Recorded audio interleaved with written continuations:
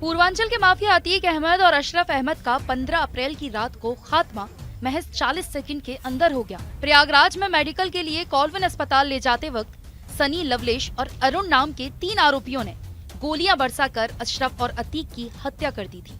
हत्या के बाद प्रयागराज के चकिया इलाके के लोग, खासकर मुस्लिम लोग, नाराज हैं।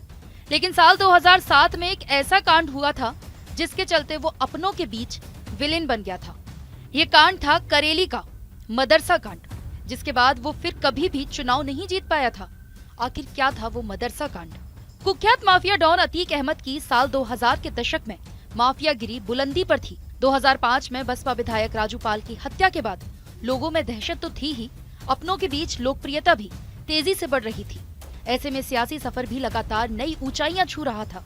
इन्हीं दिनों में हुए मदरसा कांड ने अतीक के पूरे सियासी सफर को झकझोर कर रख दिया। भले ही इस कांड में अतीक या उसके भाई अशरफ का सीधा सीधा नाम नहीं था, लेकिन प्रदेश स्तर पर उसकी इतनी छीछालेदर हो गई कि उसे दोबारा सत्ता सुख हासिल नहीं हो पाया।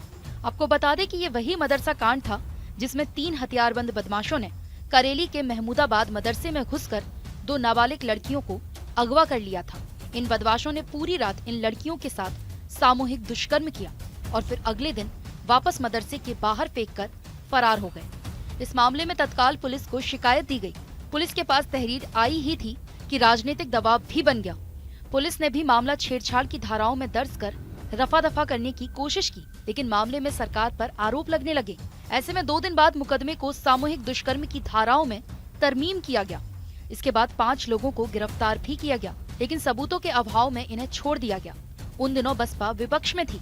इस घटना पर मायावती ने मोर्चा संभाला और ऐलान कर दिया कि सरकार बनी तो मामले में सीबीआई जांच होगी।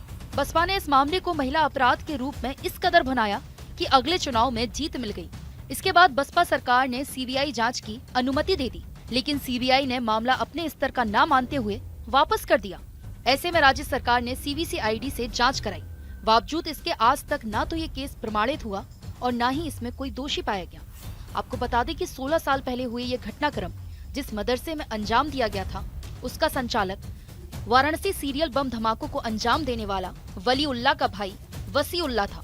इस वारदात में दोनों पीड़ित बच्चियों को सोते समय उठाकर ले जाया गया था। दोनों बच्चियां हॉस्टल से लेकर जंगल तक बदमाशों के सामने गिड़गिड़ाती रही, उनके पैर पड़ती रही, लेकिन बदमाशों का दिल नहीं पसीजा।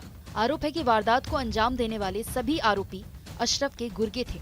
उन्हें बचाने के लिए अशरफ ने अतीक के राजनीतिक रसूख का इस्तेमाल किया और उनका नाम तक नहीं आने दिया। इसके चलते जितनी तेजी से अतीक की लोकप्रियता बढ़ी थी, उतनी ही तेजी से गिर भी गई।